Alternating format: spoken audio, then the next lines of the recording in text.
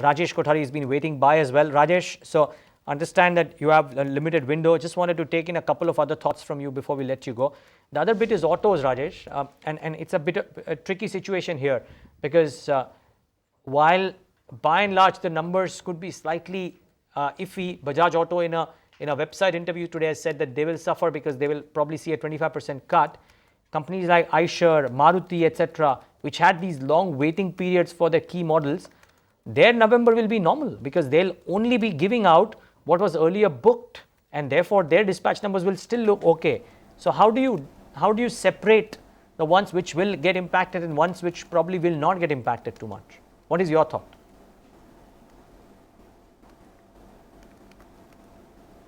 I think not only for an automobile sector but for the entire market, I think we have to look beyond FY17. So we have to look beyond the 2 quarters at least, because if we keep focusing on November month volume and then December month volume and then January volumes, things are definitely not going to look great. Of course, unless and until you want to see on month basis, because situation on ground is going to improve as we move forward. So I think on FY18 number, I do not see significant change in any of these numbers compared to what the original forecast of the street is. And as the rural India gets more push from Government of India, I think two-wheelers will also gain further momentum in FY18 compared to FY17.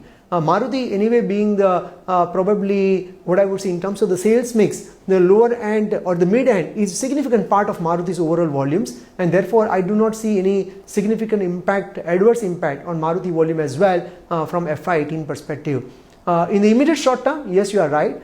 Companies who have a waiting period, surely those models will be lesser impacted. Companies which are also exporting, probably their overall volume therefore will be surely less impacted. And also please keep in mind that the companies who have a more finance sales, that segment is not impacted compared to cash transaction. So if you talk with dealers, I think only around 18 to 20% is cash based transaction. So I think it's only that probably may get impacted. The balance may not have the significant impact. Having said that, let's move beyond 2 quarters for the entire market, and that's why market is moving up. Market is not looking at now November numbers.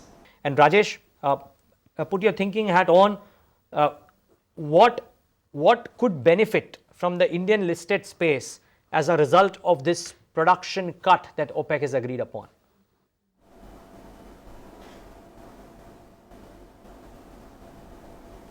Well, I think it is probably nothing direct impact, except of course a few oil producing countries and a few companies which you have already mentioned, which are into oil and gas exploration business. But I think what is important is that therefore from the global inflation perspective, we are not moving towards deflation, we are moving towards for moderate inflation. And it is that moderate inflation which is very, very important, because otherwise there are too much of cascading impact on entire world economy, GDP growth and inflation numbers and employment numbers and so on and so forth. So overall from the range perspective, I think we are quite comfortable. Anything between 40, 50, kind of a crude oil price, we are comfortable. Anything beyond 70, 75, that's where probably India corporate earnings start getting impacted. So otherwise not much direct impact in a big listed space except those 1 or 2 names.